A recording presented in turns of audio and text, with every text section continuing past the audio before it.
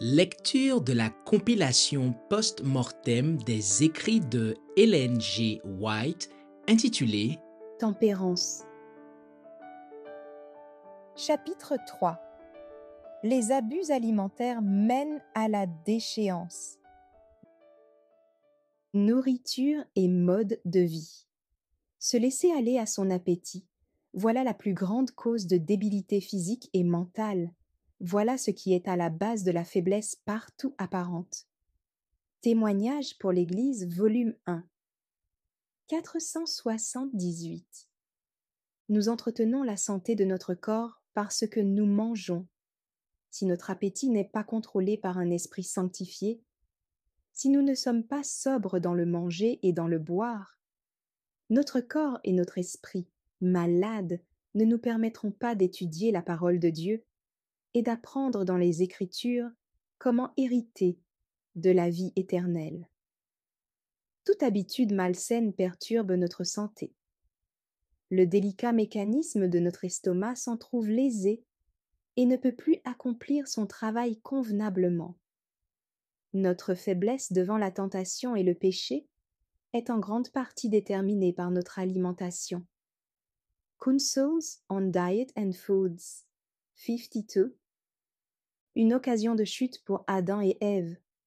C'est parce qu'ils cédèrent à leur appétit qu'Adam et Ève perdirent leur haute position, leur bonheur et leur état de sainteté. La même tentation provoqua la déchéance de la race humaine. L'homme s'est laissé diriger par son appétit et lui a permis de dominer sa raison et son intelligence. Testimony for the Church 3139. Leurs enfants ont suivi la même voie. Ève avait des désirs immodérés lorsqu'elle avança la main pour toucher l'arbre aux fruits défendus. Depuis la chute, le cœur des hommes et des femmes a été dominé par le souci de satisfaire le moi. Ils ont en particulier cédé aux sollicitations d'un appétit déréglé et se sont laissés dominer par lui au lieu d'être guidés par la raison. Afin de satisfaire son désir, Ève transgressa le commandement divin. Dieu lui avait donné tout ce dont elle avait besoin, mais elle n'était pas satisfaite. Depuis lors, ses filles et ses fils déchus ont cédé aux désirs de leurs yeux et de leur palais.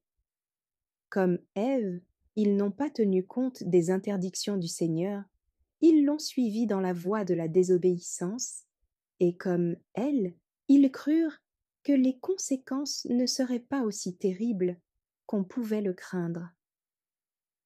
How to Live 51. L'attrait du péché.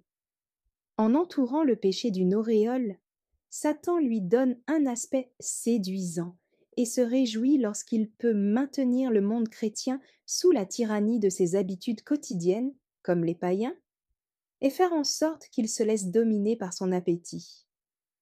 The Signs of the Times, 13 août 1874. Satan devient le maître de la volonté. Satan sait qu'à moins d'avoir le contrôle de la volonté de l'homme, il ne peut pas le faire succomber. Il arrivera à ses fins par la ruse, et en faisant transgresser à l'homme les lois de la nature dans le manger et le boire, lui fera violer les lois de Dieu, et par cela même l'amènera à coopérer avec lui. Manuscrit 3, 1897. Affaiblissement de toutes les fonctions.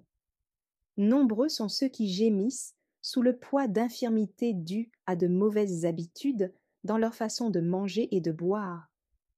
Habitudes qui sont en contradiction avec les lois de la vie et de la santé. En donnant libre cours à leurs appétits pervertis, ils affaiblissent leurs organes digestifs. Le corps humain a une capacité de résistance étonnante. Cependant, la persistance d'habitudes mauvaises, telles que l'excès dans le manger et le boire, affaiblit chacune des fonctions de notre corps. En satisfaisant un appétit et des passions déréglées, de prétendus chrétiens font obstacle au processus de l'œuvre de la nature et émoussent leurs facultés physiques, mentales et morales. The Sanctified Life, 20. Obstacle à la perfection du caractère. L'intempérance aura pour conséquence la destruction de milliers de personnes qui, si elles avaient surmonté cette tentation, auraient eu la force morale de résister à toutes les autres tentations de Satan. Mais ceux qui sont esclaves de leur appétit ne parviendront pas à la perfection du caractère. Les transgressions continuelles de l'homme depuis 6000 ans ont eu pour effet la souffrance, la maladie et la mort. The Health Reformer, août 1875. La mort plutôt qu'une réforme. Nombreux sont ceux qui se sont tellement adonnés à l'intempérance que rien ne pourra leur faire changer leurs habitudes de gloutonnerie.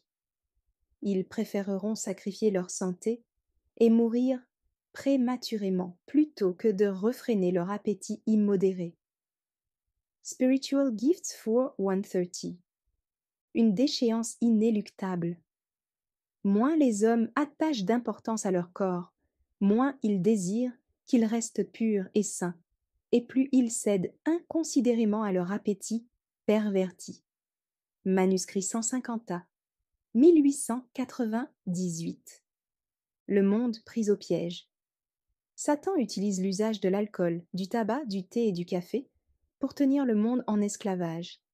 L'esprit, qui est d'origine divine et qui devrait rester toujours lucide, est faussé, amoindri par l'usage de stupéfiants. Le cerveau devient incapable de juger sainement. Il est sous le contrôle de l'ennemi. L'homme a vendu sa raison pour ce qui le rend fou.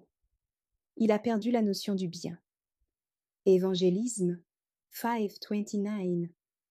Le résultat de la transgression des lois naturelles. Beaucoup s'étonnent d'une telle dégénérescence physique, morale et mentale de la race humaine. Ils ne comprennent pas que cette triste déchéance est due à la violation des lois divines et de celles de la nature. Parce que ces commandements ont été transgressés, Dieu a retiré ses bénédictions. L'intempérance dans le boire et le manger et la satisfaction de passions viles ont émoussé la perception du bien. Ceux qui cèdent à leur appétit immodéré vont souvent plus loin dans la voie du mal et s'adonnent à des passions corrompues qui ont été stimulées par les excès alimentaires. Ils donnent libre cours à leurs passions jusqu'à ce que leur santé et leur intelligence en soient grandement affectées. L'aptitude à raisonner est en grande partie détruite par de mauvaises habitudes. Spiritual Gifts 4131. Que ceux qui font profession de piété ne négligent pas leur santé, qu'ils ne s'imaginent pas que l'intempérance n'est pas un péché et qu'elle sera sans effet sur leur spiritualité. Des liens étroits existent entre notre corps et notre âme.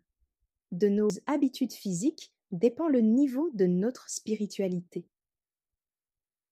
Toute habitude qui provoque une réaction défavorable dans notre corps dégrade les facultés les plus nobles. De mauvaises habitudes dans la façon de s'alimenter conduisent à des erreurs dans le raisonnement et l'action.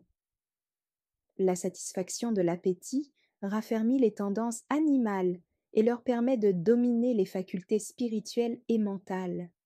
The Review and Herald, 25 janvier 1881.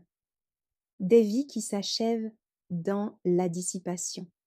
Nombreux sont ceux qui passent les dernières heures du temps de grâce dans une atmosphère de réjouissance, de fête et d'amusement, d'où sont bannies les pensées sérieuses, et où l'esprit du Christ serait malvenu. Ils ont le cerveau engourdi par l'alcool et le tabac, tandis que s'écoulent les derniers moments de leur existence. Nombreux sont ceux qui passent directement des occupations les plus sordides au sommeil de la mort. Le cours de leur vie s'achève au milieu du vice et de la dissipation. Quel sera leur réveil à la résurrection des méchants? Aucune scène de débauche et de corruption n'échappe à l'œil du Seigneur.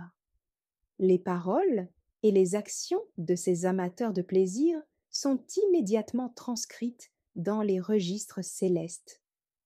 Qu'est-ce que la vie de telle personne apporte au monde, si ce n'est des avertissements, afin que d'autres se gardent de vivre comme eux et ne meurent pas comme meurt l'insensé?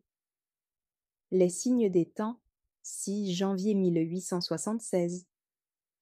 Le chrétien contrôle son appétit. Aucun chrétien n'absorbera des aliments ou des boissons susceptibles d'émousser ses sens, et dont l'effet sur le système nerveux pourrait le conduire à la dégradation et à l'inutilité. Le temple de Dieu ne doit pas être souillé. Les facultés de l'esprit et du corps devraient être gardées intactes pour qu'elles puissent glorifier Dieu. Manuscrit 126, 1903.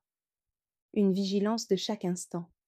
Parce qu'il leur a cédé, l'homme a perverti ses appétits naturels.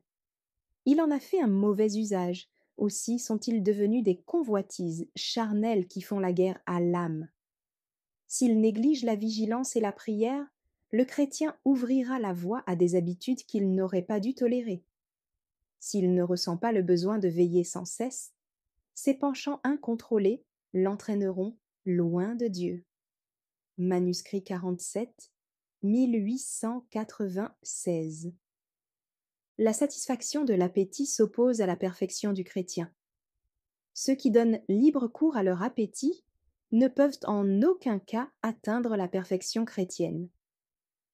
Testimonies for the Church 2400.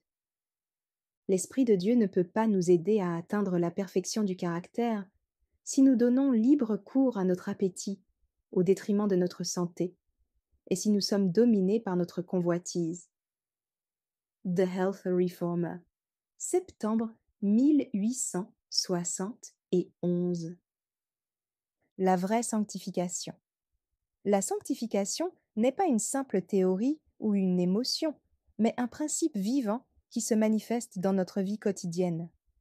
Elle exige de nous des habitudes alimentaires et vestimentaires qui nous permettent d'assurer notre santé physique, mentale et morale pour que nous puissions présenter au Seigneur des corps qui ne soient pas une offrande corrompue par de mauvaises habitudes, mais un sacrifice vivant, saint et agréable à Dieu.